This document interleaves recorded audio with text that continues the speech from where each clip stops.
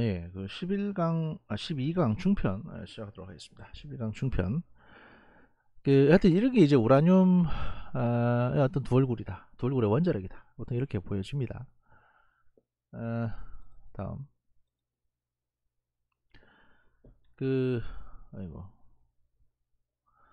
원자력 발전의 원리는 뭐냐? 지난 시간에 저희가 쭉 보여드렸는데, 핵 분열을 해가지고 열이 발생하잖아요. 이게 물을 끓입니다. 물을 끓여요. 그럼 여기서 발생하는 소위 말해서 증기 발생기에 의해 가지고 이게 일로 들어가는 겁니다. 이게 여기서 지금 표현이 이렇게 돼 있는데 여기 이 물하고는 섞이지 않아요. 그러니까 여기에 이 빨간 증기에서 터빈 통과하는 이 물은 저기 방사능이 없는 물입니다. 방사능이 없는 물이고 여기서 발생하는 방사능이 있는 물은 여기 증기 발생기에 들어와서 이렇게 통과해서 그냥 나가는 겁니다. 그래서 이 냉각수하고는 섞이지 않습니다. 우리나라 발전기는 그래요. 일본 발전기는 이게 통으로 되어 있지만.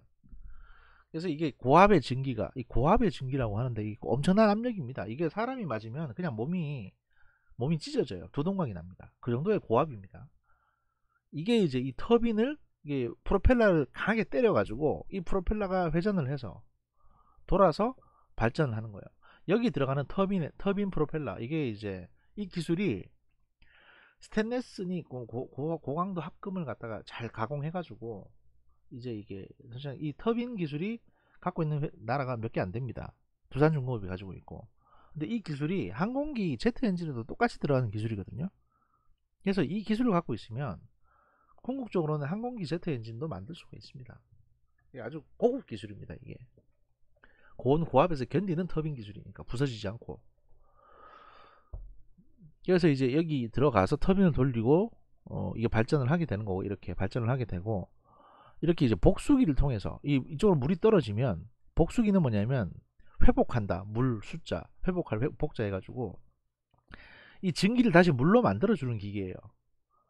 그러니까 증기가 통과해서 이쪽으로 막 증기가 쏟아져 나올 거 아닙니까? 그러면 이 바닷물 차가운 바닷물을 끌어들여 가지고 여기에 이제 냉각 실린더를 많이 설치를 해놓습니다. 그러면 냉각 실린더에 뜨거운 증기가 떨어지면 이게 이제 곧 차갑게 물로 변하거든요.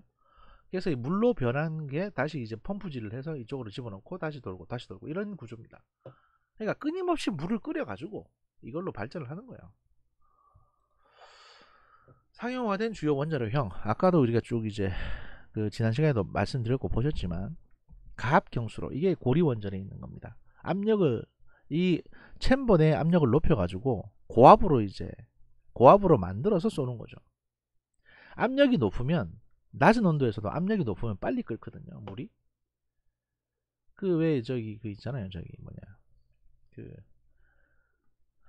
그, 기압이 하여튼 하여튼 이제 압력이 높으면 물이 빨리 끓습니다. 밀도가 높아지니까 뭐 그런 게 있기 때문에 이게 다 물리학이에요. 전부 다.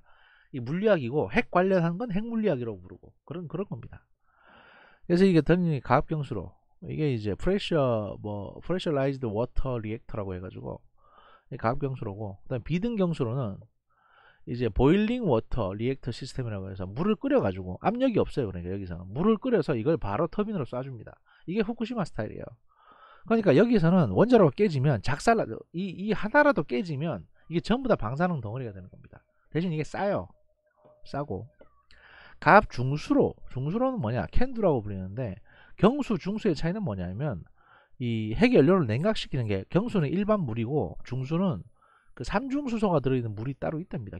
중수라고 이걸로 이제 식히는 거를 말하는 거예요. 이게 아마 중성자를 더 많이 뭐 제거할 수 있고 막 그런 게 있다는 전 정확하게 잘 모르겠고 하여튼 이제 중수로가 이거 그러니까 가솔린 엔진 디젤 엔진인 차이라고 보시면 됩니다. 가솔린 엔진 디젤 엔진. 네. 그 다음에 이제 기체 냉각로 그 다음에 이제 흑연 감속 경수로 이게 체르노빌 스타일입니다.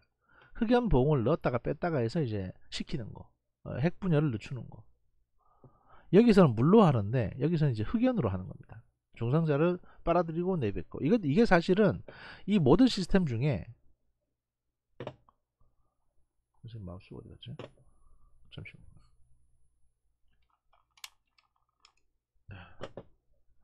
이 모든 시스템 중에 이게 가장 싸요. 체르노빌 스타일이 가장 저렴합니다.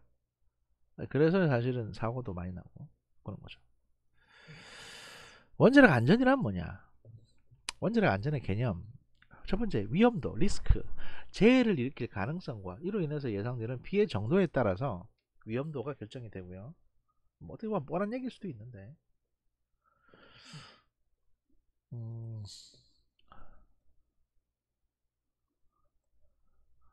그 다음에 이제 안전, 재해 발생으로부터 인한 위험도로부터 자유로운 상태를 안전이라고 합니다. 이건 뭐 문학적인 표현이니까 우리가 이제 문학적인 단어 설명을 지금 하는 겁니다. 단어 설명은. 그 다음에 이제 감당할 수준의 위험도를 정하고 이 위험도 내에서 재해를 통제하는 거. 이런 것들이 이제 안전이겠죠. 그 다음에 원자력 안전이라는 건 방사성 재해 발생으로부터 주민과 환경을 보호하는 것을 말합니다. 목표 위험도는 노심 손상 빈도, 대량의 방사성 물질, 조기 방출 빈도 같은 것들을 설정을 해서 하는 걸 말하는 거고요. 어느 정도 손상이 돼야 위험하다, 아니다, 이런 것들을 미리 이제 설정을 해놓고 그 기준을 마련해 두는 게 중요하다는 거죠. 그래서 노심 손상 사고 방지와 노심 손상 시의 방사성 물질 방출 최소화, 주민과 환경 보호를 위한 조치, 이런 것들이 필요하다는 겁니다. 그러니까 노심은 뭐냐면 핵 연료 자체를 말하는 겁니다. 아까 말씀드렸던 그 우라늄 덩어리 있잖아요. 이걸 가공을 해가지고 안에 넣어놓는데 이거를 잘만 냉각시키고 관리만 잘하면 녹지 않습니다. 녹지 않는데 한번 녹기 시작하면 컨트롤이 힘들어요, 되게. 이게 쉽게 말씀드리면 여러분이 보온 장갑을 끼고 눈사람을 만들어서, 조그만 눈사람을 만들어 가지고 이 눈사람을 손 위에 얹어 이 장갑 위에 올려서 집까지 가져가는 걸 안전한 상태라고 얘기했을 때, 이게 녹아내리기 시작하면 여러분이 다시 이걸 얼릴 수가 없잖아요, 상태에서. 그거하고 똑같은 겁니다. 근데 원자로 내에서는 이게 만약에 뜨거워진다, 그러니까 녹기 시작한다, 이게 차가워진다는 게, 녹기 시작한다 그러면 여기에다가 막 이산화탄소를 뿌리고 이래가지고 이제 더 얼리겠죠. 발전소에서는 더 식히는 거고. 하여튼 그런 형태의 이제 여러 가지 설비를 할 수 있는데, 한번 이 핵연료가 녹기 시작해버리면 컨트롤하기가 되게 힘들어집니다. 또 더 많은 열을 발생을 해요. 서로 붙어가지고, 눌러붙어가지고. 아무리 농축률이 낮더라도. 그래서 이걸 안전하게, 또 이걸 건전하게, 이 상태 그대로 관리하는 게 그만큼 어렵다. 그러니까 이걸 관리를 잘하는 게 원자력 안전이다, 이런 얘기를 하는 거죠. 원자력 안전의 목표는 뭐냐? 원자력 이용에 따라 나타날 수 있는 방사성 재해로부터 개인, 사회, 환경을 보호하는 것이 바로 원자력 안전의 목표입니다. 미국 원자력 규제위원회라고 하는 이제 NRC에서 원자력 안전의 목표를 정해놓은 게 있는데, 첫 번째, 원전의 운영으로 인해서 대중의 생명과 건강에 중요한 리스크가 부과되지 않아야 한다. 두 번째, 원전 운영에 따른 생명 및 건강에 대한 사회적 리스크가 실용화된 경쟁 발전원의 리스크와 비슷하거나 작아야 한다. 세 번째, 이제 원전 사고로 인해서 원전 인근 주민의 사망 리스크가 다른 사고들로 인한 미국 민중 총 사망 리스크의 0.1% 이하여야 한다. 그러니까 하여튼 원전에서는 다 안전해야 된다는 거예요. 뭐 암 사망 리스크도 마찬가지고. 다른 원인보다는 하여튼 원전으로 인한 원인이 작아야 된다. 그러면 원전이 안전하다는 걸, 원전의 안전성을 확보할 수 있는, 그게 원전 안전 유지의 안전 관리의 목표다 라고 이제 내세워 놨습니다. 원자력 안전의 핵심은 뭐냐? 이 핵연료 통제 불가능한, 한번 녹아내리기 시작하면 통제 불가능한 핵연료의 건전성을 유지하는 겁니다. 그 핵연료 펠렛이 저번에 설명드렸듯이 이런 형태고, 이게 막 녹아내리기 시작하면 한없이 녹으니까, 원자로 운전 특성을 고려한 안전 요건이라고 해서 원자로 안전의 고유한 특성이라고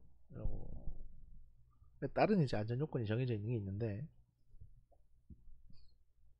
첫 번째, 원자로 운전에 따라서 다양한 방사능 물질이 원자로 핵연료 내에서 생성돼서 축적이 되기 때문에 방사성 물질과 인간의 환경 사이에 다중의 물리적 방어벽이 필요하다. 그래서 이제 그 원자로부터 시작해서 밖에 외벽까지 총 6개의 방어벽, 6개의 방어벽이 있죠. 그리고 운전 중에 원자로를 냉각시키지 못할 경우 이 방어벽들이 손상되어 방사능 물질의 외부 누출 가능성이 있기 때문에 정상 운전이 됐을 때 신뢰성 있는 냉각이 필수적이다. 그러니까 만약에 운전이 종료되고 이 원전이 이제 가동 중단 이러고 점검에 들어가면 핵연료를 다 제거합니다. 그러니까 핵연료가 다 제거된 상태에서는 뭐 크게 문제될 건 없어요. 이 원자력 발전소는 그냥 안에 아무것도 안 들어있는 빈 텀블러일 뿐입니다. 그리고 원자로 정지 후에도 상당한 크기의 붕괴열이 발생하기 때문에 원자로가 정지하고 난 뒤에도 지속적인 냉각이 필요하다. 이래서 이제 사용 후 해결료는 계속 물에 담궈 놓는 겁니다. 한 3년 동안 물에 담궈 놓으면 완전히 차가워지거든요. 이게 계속 흐르는 물이에요. 이게 계속 돕니다. 물이 그냥 고여 있는 게 아니고. 그래서 계속 식히는 겁니다. 일정 온도 이하로. 완전히 차가워지면 이제 꺼내 가지고 다른데 처리를 하는 거예요. 필수 안전 요건: 원자로의 출력 제어, 그 다음에 노심 해결료의 지속적인 냉각, 그 다음에 적절한 방벽 안에 방사성 물질을 억류하는 거, 이런 것들이 이제 필수 안전 요건입니다. 어쨌든 원자력 발전소 내에서 이런 어떤 유출이나 안전 관리상의 문제라든지 이런 것들이 발생하지 않도록 하는 게 원자로 운전의 안전에 가장 필수적이라는 거죠. 핵분열 생성물과 붕괴열이라고 해서 이건 뭐 너무 전문적인 부분이니까 제가 설명하기 좀 그렇고, 하여튼 원자로 운전 기간이 끝나더라도, 그러니까 뭐 1개월이 지나고 6개월이 지나고 1년이 지나도 계속 이제 열은 조금씩 떨어집니다. 그래서 이게 한 3년은 보관해야 완전히 차가워진다고 하더라고요. 심층 방어의 개념은 이제 지난번에 다른 자료를 통해서도 이건 한번 설명을 드렸습니다. 이게 다단계의 방어벽을 통해서 방사능이 유출되는 걸 막아야 된다는 거고, 이것도 설명을 제가 들었었죠. 예를 들어 가지고 원자력 안전을 확보를 위해서 물리적인 다중 방벽이 있는데, 뭐 이제 이렇게 보통 콘크리트 타설하기 전에 밖에 외벽으로 이렇게 다 철판으로 처리되고 또 철근을 넣고 그 다음에 콘크리트를 타설합니다. 그래서 그냥 허연 시멘트 덩어리가 아니라 이게 다 안에 쇳덩어리가 들어있는 겁니다. 쇳덩어리가. 그리고 이제 판도라에 대한 디스가 시작이 됩니다. 영화적 상상력과 현실이라고 해서 영화 판도라 이게 이제 참 이 영화가 처음에 나왔을 때는 이렇게 위험한 영화인 줄은 몰랐죠. 근데 정치인들이 이걸 보고 막 뜨악 하는 바람에 이 지경이 된 겁니다, 사실. 설계 수명 40년이 거의 다 된 한별 1호기가 규모 6.1의 지진으로 인해서 냉각제 밸브 균열이 발생했으나 긴급 노심 냉각 장치가 제대로 작동하지 못해서 냉각제 상실 사고가 발생을 했고, 원전이 폭발하고 방사능 물질이 외부로 유출되는 중대 사고에서 뭐 블라블라블라블라블라 이렇게 했다는 건데, 일단은 긴급 노심 냉각 장치가 제대로 작동하지, 그러니까 아무리 사실 일단 규모 6.1의 지진은요 그냥 웃으면서 원자력 발전소는 넘길 수가 있는 겁니다. 일부러 폭탄 설치를 해도 이렇게 안 돼요. 네, 뭐 봅시다. 뭐 이렇게 하셨으니까. 뭐 이게 이제 부산의 고리 인근에 있는 뭐 식당 같은 거 이렇게 제안을 했다고 하더라고요. 이렇게. 그래서 뭐 이렇게 뭐 방어하는 거, 그다음에 이렇게 확 터져 나가는 거. 사실 고리 원전은 이렇게 안 생겼습니다. 이렇게 안 생겼는데 마치 이게 터지는 것처럼 이렇게 막 묘사하셨는데 이렇게 터지지도 않습니다. 또 이렇게 막 다 이렇게 터져 나가지도 않고요. 어, 서사가 참 그렇습니다. 이게 이 영화 때문에 여러 사람들이 지금 피보고 있거든요.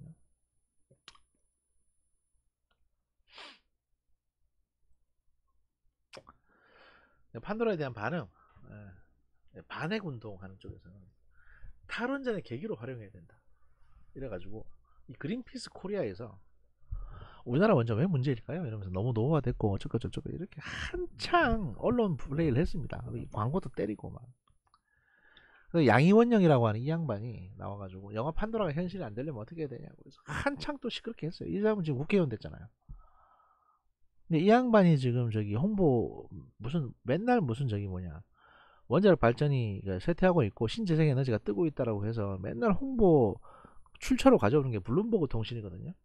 근데 블룸버그라는 회사는요 자회사로 신재생 에너지 관련 회사를 운영하고 있습니다. 블룸버그가 그러니까 이해관계자가 운영하고 있는 그 언론사를 갖고 와가지고 신재생이 대세다, 원자력 안 좋다 이렇게 계속 주장을 하시는 거예요. 양이원 영생은 지금 솔직히 말하면 지금 무슨 지분이라도 있는 거 아닌가? 이런 생각이 들 정도입니다. 그 다음에 찬핵이 사실 반핵 찬핵도 그래요. 반원자력 찬원자력, 하여튼 원자력으로 불리는 게 난데 현실과의 차이를 부각시킵니다. 그러니까 6.1의 지진은 무슨 수소 폭발이냐, 그 다음에 이게 또 원전 기후 마케팅이다. 이게 정범진 경희대 이제 원자력공학과 교수님인데 이분은 활동 많이 하시는 분이거든요. 그래서 이제 이게 너무 이렇게 극단적인 마케팅을 했다. 이런 얘기를 했죠. 2016년에 이 영화가 나오고 그 다음에 이제 2017년에 문재인 정부가 집권하면서 탈원전하고 막 이러다 보니까 난장판이 됐습니다. 솔직히 말씀드리면.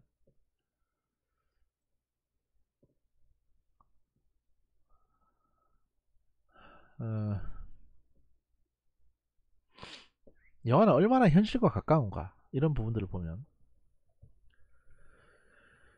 2016년 9월 12일에 경주 지역에 규모 5.8의 지진이 발생을 했습니다. 그랬을 때 이제 어떤 일이 있었냐? 마치 판도라처럼 6.1의 지진, 5.8의 지진 얼마 차이도 안 나잖아요. 근데 그랬는데 어떤 일이 발생했냐? 전반적인 그러니까 이게 이제 영화상의 표현이 이렇다는 겁니다. 영화상의 표현이 경주에 5.8의 지진이 발생을 했고 전반적인 진행이 기존 사고 체르노빌이나 후쿠시마와 유사하게 전개됩니다. 왜냐하면 시나리오 작가가 참고할 만한 게 그런 거밖에 없으니까 그런 걸 참고한 거예요. 사실 지진 때문에 발생한 사건들도 아닌데도 불구하고. 그래서 이제 지진으로 냉각 시스템이 붕괴되고 멜트 다운이 되고 수소 폭발이 되고 사용 해결력 임시정지에 문제가 발생하고 사실 이거 다 해일 때문에 발생한 거거든요. 근데 지진이라고 해버렸고 컨트롤 타워 및 이제 사고 대응 지침서가 부재했고 그 다음에 사고 대응을 위해서 방사능 오염 지역으로 소방관이 파견돼서 희생을 했고 막 이런 내용들 잔뜩 씁니다. 근데 이게 우리나라의 경수로 스타일의 원전에서는 이루어지기 어려운 사건 정도입니다. 일단 5.8 정도의 지진은 아주 가볍게 웃으면서 넘어가는 게 우리나라 원전이고요. 진도 9가 돼도 버팁니다. 우리나라 원전은. 설계를 그렇게 했어요. 좀 무식하게. 비상자동정지, 안전설비 작동, 저장조 구조, 비상대응 조치 등등 이게 다 돼 있는데 영화에서는 이거 다 그냥 그런 필요 없고 그냥 사고 났어요. 제대로 대응 못했네. 이런 식으로 보는 거예요. 감독은 자기 영화 팔아야 되니까 이 이야기의 현실성 90% 이상을 생각한다고 얘기했죠. 왜냐면 뭐 해외에서는 그런 사건이 있었으니까. 후쿠시마 사고 보면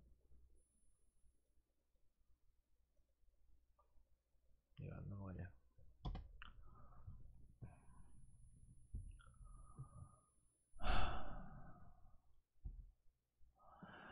후쿠시마 사고는 이제 쓰나미가 왔고 그 다음에 전원 공급이 중단이 됐고요. 그 다음에 냉각 기능이 상실이 되고 그 다음에 이제 수소 폭발이 발생을 해서 이거 수소가스가 몰리다가 이쪽에 다 몰렸고 갑자기 터져버렸죠. 그래서 수소 폭발이 됐고 경락 건물이 붕괴가 되고 이게 잔해 더미에 막 쌓이면서 사고 처리가 더 복잡하게 됐습니다. 그리고 이제 방사능 오염이 된 거예요. 후쿠시마 사태가 우리 원전에서 발생했다면 후쿠시마 원전에 비해서는 크게 유리했을 거라는 게 전문가들의 판단입니다. 왜냐? 일단 냉각수를 주입하는 시스템이 이렇게 복수로 되어 있기 때문에 이쪽으로 냉각수를 충분히 땡겨 넣을 수가 있습니다.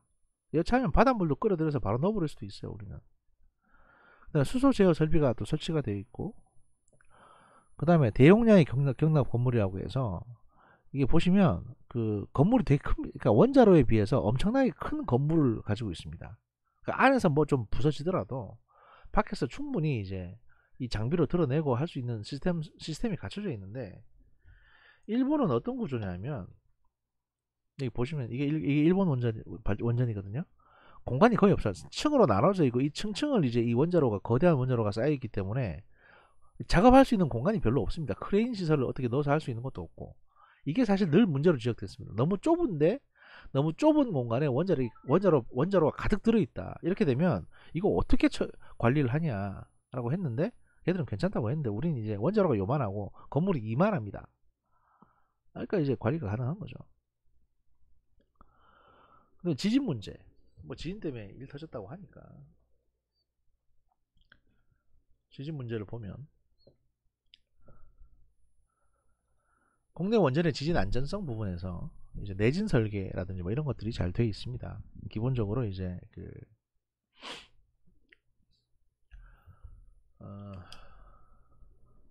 OPR 1000, APR 1400 이런 것들이 있는데 이게 이제 고리 원전, 구형 고리 원전하고 신고리 이렇게 나눠져 있거든요. 이게. 근데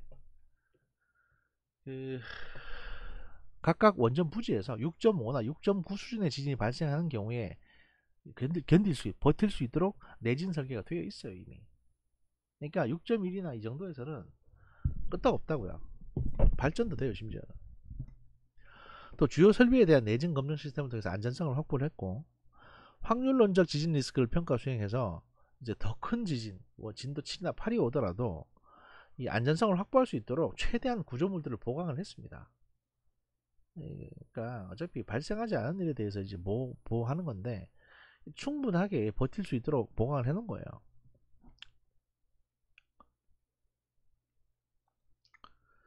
쓰나미 대비 설계라고 해서 역사 지진과 지진 해일 기록을 평가해서 최대 쓰나미를 결정을 했고, 쓰나미와 폭풍 해일을 함께 고려해서 예를 들어서 이제 지진이 발생했는데 하필이면 그때가 뭐 태풍이 오거나 폭풍이 왔어. 그래서 또 이제 그 바닷물이 하필이면 만조 수위 때 이렇게 되면 지진이 만약에 올 경우에 뭐 해일이 올 수도 있죠. 그러니까 이걸 다 플러스 곱하기 한 5 정도로 계산해 가지고 계산했을 때도 거기에 대해서 다 버틸 수 있고 안전하도록 설계를 한 겁니다. 그래서 이제 모든 게 다 왔을 때 다 더하고 더해가지고 고리원전은 예상 최고 해수면이 7.2m, 8.4m, 5.7m 영하 같은 경우에 해서 이제 이게 10m로 다 10m에서 12m로 다 올렸으니까 이만큼 여유가 있게 방어할 수 있도록 방어 설비를 해놓은 거예요.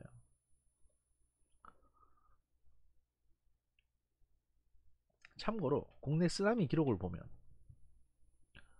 국내 쓰나미 기록 동해 중부에서 지진이 발생한 적이 있습니다. 규모 7.7 규모의 제법 큰 지진이 동해상 한가운데서 발생을 했는데 파도가 4.2m가 답니다. 그러니까 우리는 최대한 쓰나미가 몰려와도 5m짜리도 안 와요. 쓰나미가 그냥 파도만 좀 치는 정도. 이렇게 동해가 워낙 깊어서 그렇습니다. 쓰나미는 사실 얕은 바다에서 오지 깊은 바다에서는 잘 발생을 안 하거든요. 후쿠시마 사고 이후에 종합 안전 점검 결과 뭐 이걸 어떻게 처리하고 저걸 어떻게 처리하고 해서 다 이제 보완을 했죠. 이렇게 이건 아까 설명을 드렸던 부분이고, 후쿠시마 후속 대책 현황이라고 해서 아까는 저희가 2012년도에 만든 자료였는데 이건 이제 2016년 12월 31일 기준으로 제작된 자료이기 때문에 여기서는 후속 대책으로 이제 2015년까지 어떤 것들이 보완이 됐는지가 딱 표시가 됩니다. 그래서 총 56개 보완이 됐고 종결 49개 종결됐고 7개는 지금 미종결인데 이제 진행 중인 거고, 그래서 2020년까지 올해까지 이행 완료 예정으로 후속 대책을 다 지속적으로 관리하고 있고 안전 대책이 56개나 진행이 됐습니다. 이미. 그러면 안전해진 겁니다. 그래서 이런 것들 원자로 비상냉각 시스템, 이동 발전차 이런 것들이 다 설치가 됐고요.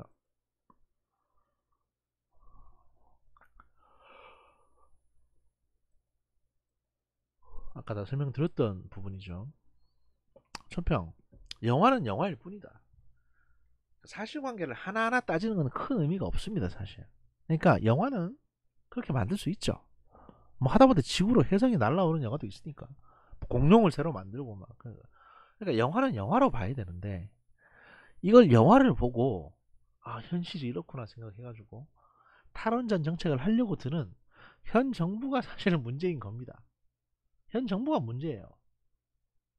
그러니까 왜 영화 보고 정확하지도 않은 영화를 보고 그걸 곧 정책에 반영을 하시냐 이겁니다. 이 얘기를 하고 싶은 거죠 사실은.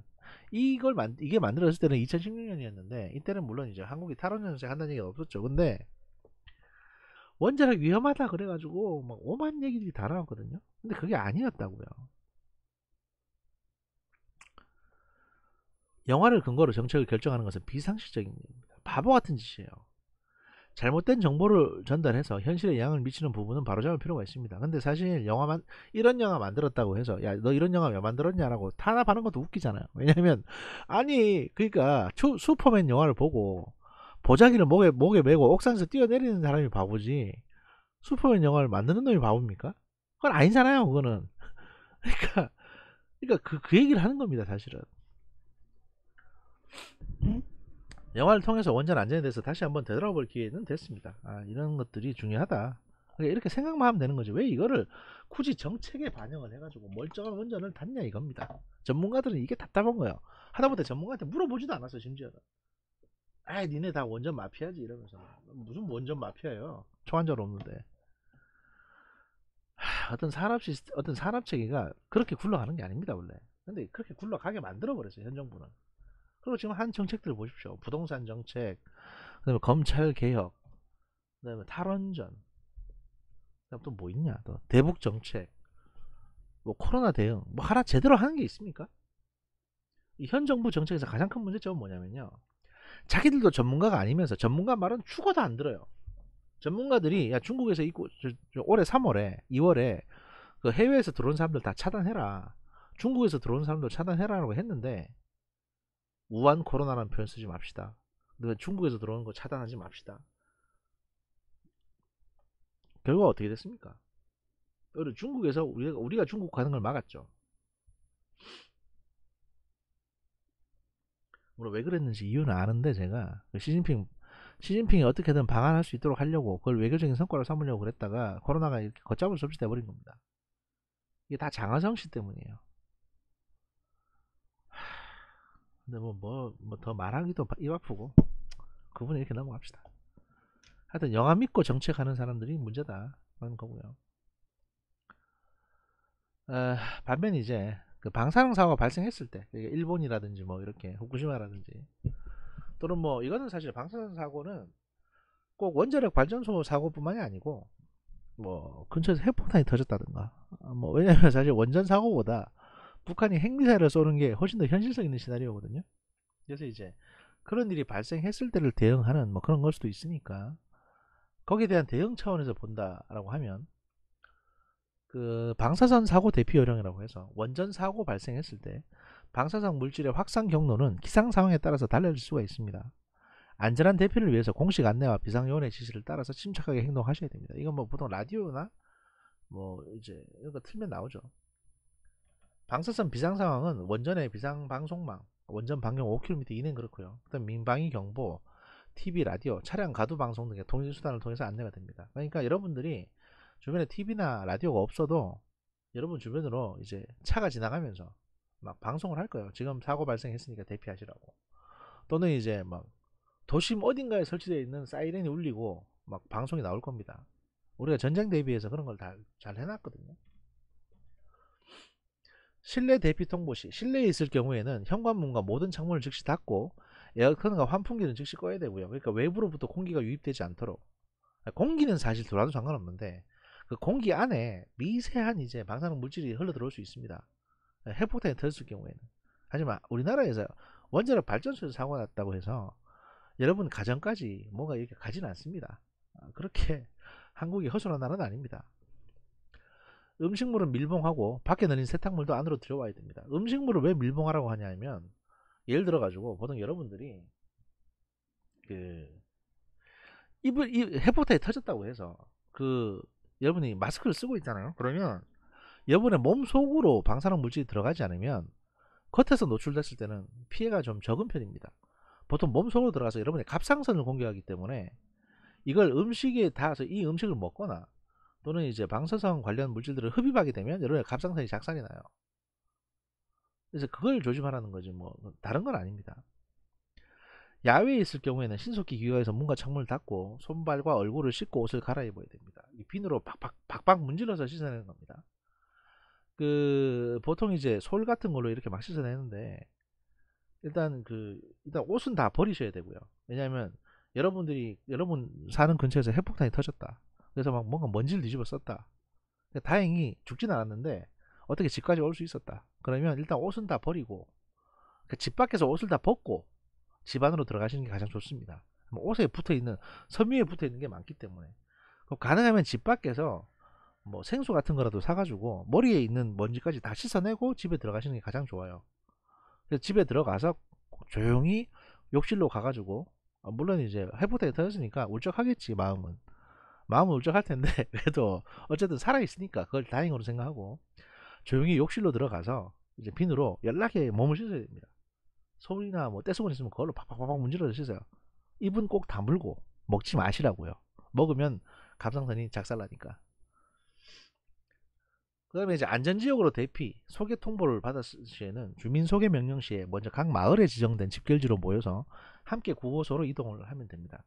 이때 구호소의 위치는 바람의 방향 등 기상 상황에 따라서 달라질 수 있고요. 이건 뭐 지자체나 전문 기관에서 안내를 별도로 해드릴 겁니다. 그 방사선 이용과 안전 부분에서 사실 많은 분들이 착각하시는 게 뭐 인공 방사선은 몸에 해롭고 자연 방사선은 몸에 좋을 거라는 식으로 생각하시는 분들이 계시는데 아닙니다. 똑같은 방사능입니다. 인공 방사능도 어차피 자연에서 온 겁니다. 뭐 우라늄이 자연 물질이지 뭐 인공 물질입니까? 그래서 하는 소리인데 봅시다.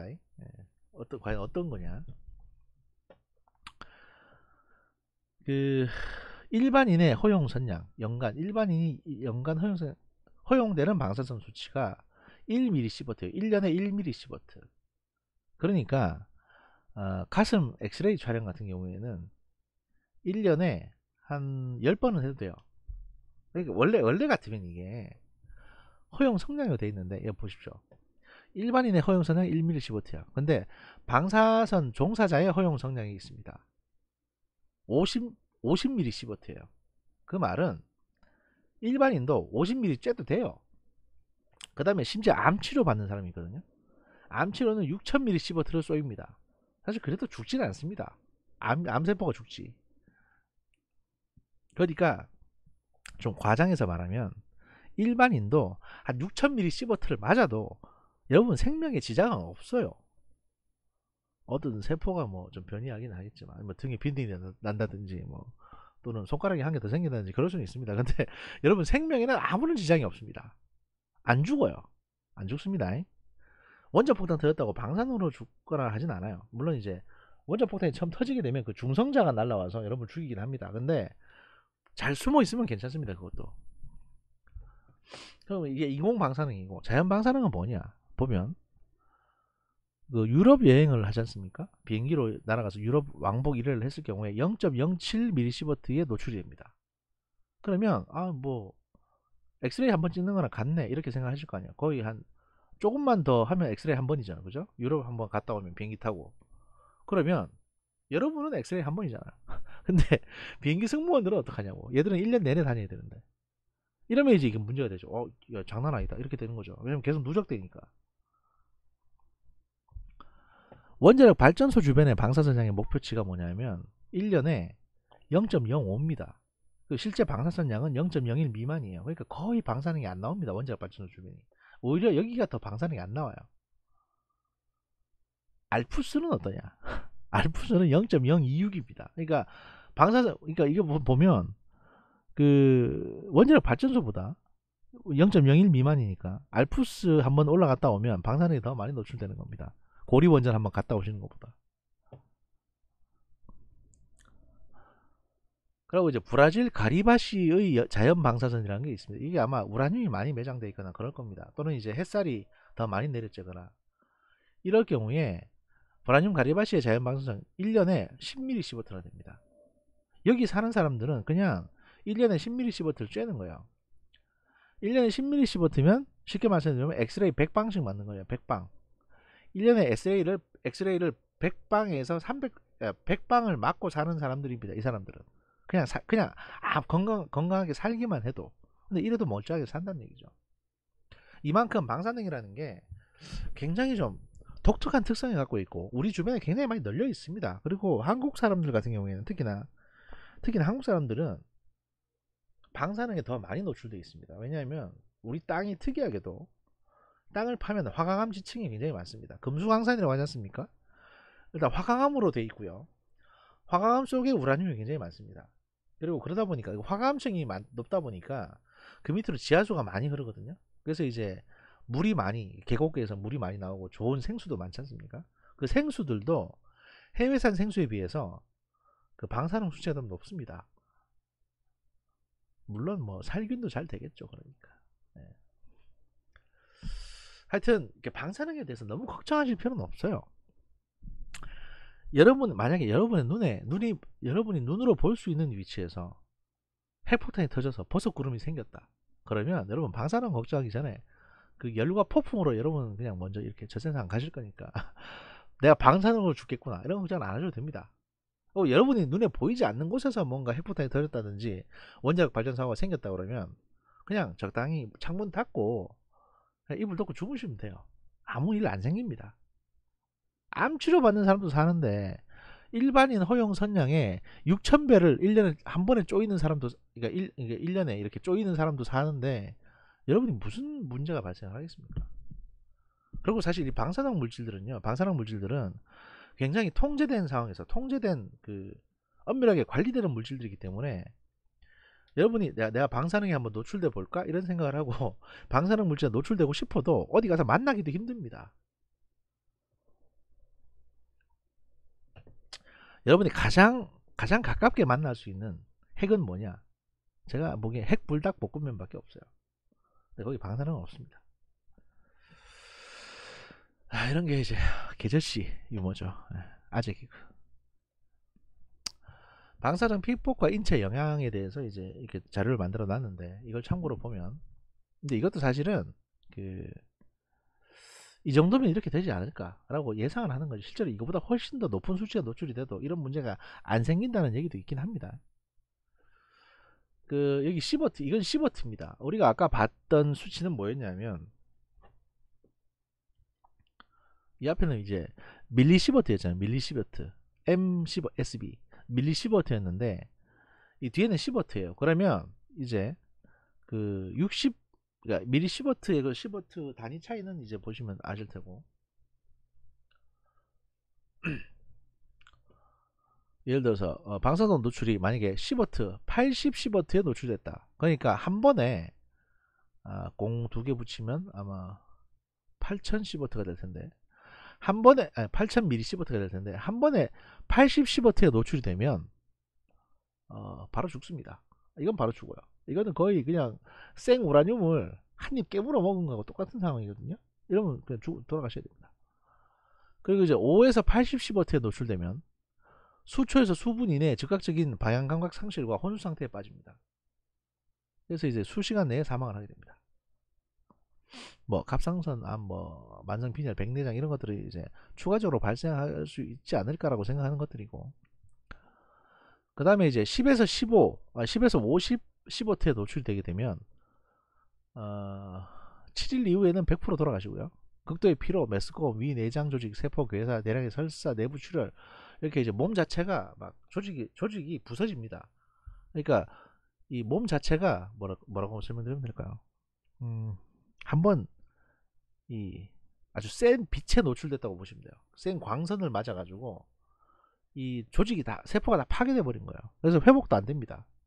회복 기능이 다 상실되고 그 뭐 백혈구가 다 죽어버리고 이러니까. 그 다음에 이제 6에서 10 시버트에 노출되게 되면 중대한 피폭 증사로 해서 14일 이후에 100% 사망하고 골수는 완전히 파괴되고요. 위 내장 조직에 심각한 피해를 입고 감염이나 내부 출혈로 사망하게 됩니다. 회복 기간은 수년이 걸리거나 혹은 회복 불가능하거나 이렇게 되는 거죠. 그러니까 골수라든지 뭐 이런, 이게 하여튼 이제 중성자하고 뭐 여러 가지 복합적인 이제 방사능, 어떤 그 방사능은 뭐냐면 피폭이라는 게, 피폭은 뭔가 들이마시는 게 아니고 이 광선에 쪼이는 겁니다. 그러니까 센 후레쉬를 여러분 몸에 켰다가 끄는 거예요. 그러면 이게 빛이 날아올 거 아니야. 이 빛의 입자가, 광자가 여러분 몸을 통과하는 거예요. 이러면서 이제 여러분 몸을 파괴하는 겁니다.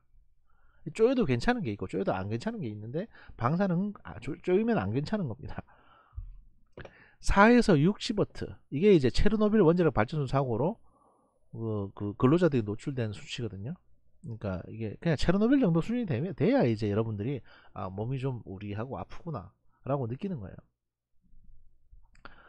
30일 이후에 60%의 사망 확률이 있고 안 죽을 수도 있다는 얘기죠. 여성은 불임되고 내부 출혈 및 감염으로 해서 사망할 수도 있게 되는 게 체르노빌 사고였던 겁니다.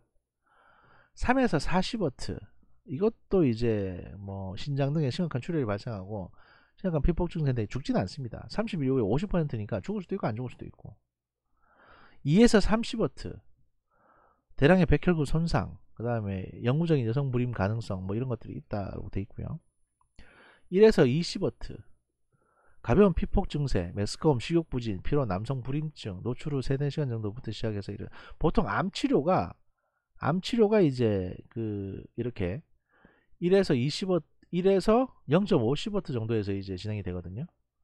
그러니까 이제 암에 대한 방사선 치료. 그러다 보니까 방사선 치료를 받고 나면 메스껍거나 밥맛이 없거나 피로하거나 이렇게 되는 겁니다. 신체 기능 자체가 극도로 저하돼요. 0.2에서 0.5시버트 정도에는 인지 가능한 증상이 없고 적혈구가 인식적으로 감소하고 0.05에서 0.2시버트는 증상이 없다. 그러니까 이제 앞서 말했던 한 이 정도 수준이 별 증상이 없는 수준이 되는 거죠. 이 정도 수준이. 그 6000 정도 되면 이게 아마 밀이니까 이게 다 해서 60W가 이 정도일 텐데 한번 뭐 1년 이거 1년 허용치니까 암치료 한 번에 6000을 받는 건 아니거든요. 그러니까 이제 1년 허용치니까 암치료가 뭐든 이 정도라고 보시면 되고, 그래서 방사능에 쪼여도 핵폭탄이 아니면 금방 죽지는 않는다. 뭐 이 정도로만 생각을 하십시오. 미래 원자로는 어떻게 될 것인가? 1950년대 실험용 원자로가 몇 번 사고가 났었습니다. 그래서 원자로 정지 개통의 신뢰도, 설계 기준, 뭐 심층 방어 이런 것들이 다 개선이 됐습니다.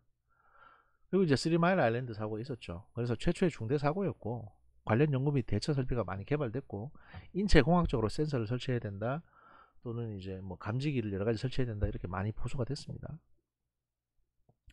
그 다음에 확률론적 안전성 평가가 시작이 됐고요. 왜냐하면 무조건 고장 안 난다 이 정도로 해놓으면, 그래서 확률상으로 고장이 날 수도 있다. 그래서 거기에 대응하는 시스템들을 갖춰왔고, 그 다음에 인적 실수, 기계는 완벽한데 사람이 실수할 수 있으니까 인간의 실수에 대해서도 이제 평가 연구가 시작이 되고 이걸 막을 수 있는 방법들도 고민이 되기 시작합니다. 그 다음에 이제 체르노빌 사고가 발생을 했습니다. 원자로 정지의 중요성이 확인됩니다. 그러니까 뭔가 원자로가 통제 불능이 되면 이걸 빨리 정지시켜야 되는데 얘들은 냉각을 제대로 못했거든요. 그래서 이게 터져버렸기 때문에 원자로 정지의 중요성이 재확인됐고, 안전문화, 그러니까 이 운영 중인, 가동 중인 원자로에서는 제발 실험 같은 거 좀 하지 마라, 이렇게 이제 된 거죠. 후쿠시마 원전은 극한 자연재해 등으로 인한 외부 사건에서 사람이 대응을 제대로 못해가지고 발생한 사고입니다. 저번에도 말씀드렸지만 바닷물을 금방 집어넣었다면 해결할 수 있는 거였어요. 지금 와서는 땅을 치고 우회하겠죠. 그보다 1000배가 더 돈이 들어간 상황이니까. 안전을 강화하기 위한 연구는 어떻게 진행되고 있는가? 사고를 막아야 된다.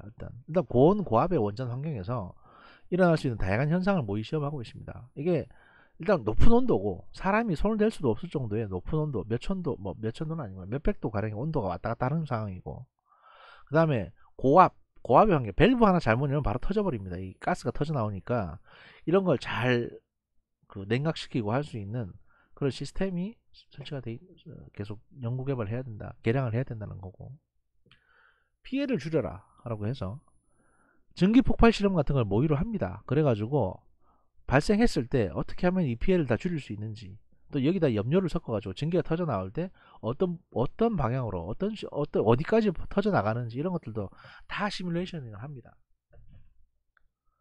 그 다음에 이제 환경을 지켜라, 방사성 위해 환경으로부터 인간과 환경을 보호하기 위한 연구들을 지속적으로 이제 진행을 하고 있습니다. 그래서 뭐 스마트라고 하는 그 중소형 이제 일체형 원자로를 만들어 가지고 이런 것들을 이제 아주 작게 만들어서 냉각제 펌프, 가압기 뭐 이런 거 하나에다 집어넣는 거죠. 그래가지고 이게 만약에 문제가 생기면 여기다 그냥 바로 물 때려 넣고 그대로 그냥 밀봉해가지고 바닷속에 넣어버리면 되도록 그렇게 지금 스마트 원전을 만들어서 사우디에도 수출했습니다. 그리고 소듐 냉각 고성로라고 해서, 이 소듐 냉각 고성로는 뭐냐면, 소듐은 이제 액체 금속을 말하는 거예요. 근데 이제 뭐 액체 금속인데 이거를 이용해서 고속을 그러니까 냉각을 하는 겁니다.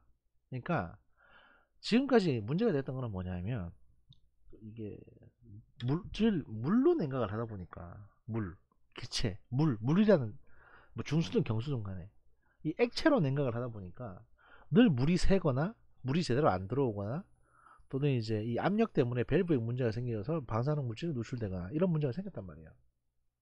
그래서 이렇게 하지 말고 안에 액체 금속을 넣어가지고 이 액체 금속이 이 해결료를 냉각시킬 수 있도록, 그래서 완전히 밀봉을 해버리는 겁니다. 액체 금속을 한번 넣고 나면 밀봉을 해서 이 원자로는 액체 금속에서 영원히 냉각이 되고 뭐 발전했다가 냉각됐다가 뭐 이런 게 통제가 되도록 만드는 거죠. 그러면 새 나올 기체가 없으니까 더 안전하지 않겠느냐 라고 해서 이걸 지금 연구를 하고 있습니다. 우리가 상당 부분 많이 연구가 돼 있고요. 제가 지금 굉장히 간단하게 지금 설명을 드리는 겁니다. 간단하게. 뭐 기술적으로 다른 설명이 있을 수 있겠는데 가능한 한 간단하게 설명드리는 거예요. 제가 뭐 정책 전문가지 기술 전문가는 아니기 때문에. 그 다음에 초고온 가스로라고 해서 이제 물 대신 헬륨 기체로 냉각을 하는 겁니다. 그러면 수소나 증기 폭발 가능성이 제로가 되죠. 그다음에 삼중 코팅의 좁쌀 해결료라고 해서 아주 작은 형태의 해결료를 사용을 하게 되고, 냉각수가 필요 없기 때문에 내륙에도 얼마든지 건설이 가능합니다. 여러분 집 앞에도 원자로 하나 넣을 수 있어요. 왜냐면 물 대신에 헬륨 기체로 냉각을 하니까. 그 다음에 2020년까지 실증로를 만들어 가지고 연간 2만 톤의 수소 생산이 목표다. 이건 수소, 심지어 이렇게 하게 되면 수소도 만들 수 있습니다. 초고온 가스로는. 그래서 이제 수소 생산해 가지고 이 수소로 뭐 뭘 할 수 있다. 근데 이렇게 하려면 이게 원자로가 일단 있어야 되거든요.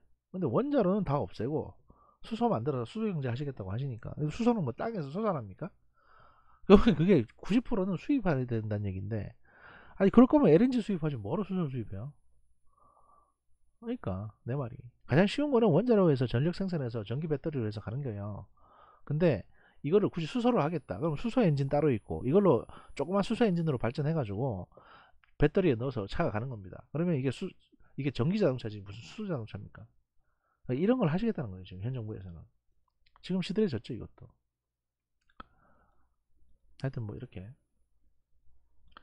원전 안전을 위해서는 전문가들이 여러 가지 노력을 통해서 많은 어떤 절차를 만들고 교육 훈련을 하고 여기에 대해서 이제 뭐 대책도 마련하고 다 해왔습니다. 안전하답니다. 안전해요. 상상해요. 되게 똑똑한 사람들이 많이 여기 붙어서 연구를 하고 있거든요. 근데 이걸 못 믿겠다는 거예요. 여기에 대해서 전공해보지도 않은 사람들이. 이런 거는 사실 범죄입니다. 2부 여기서 마치고 다음 시간에 또 뵙겠습니다.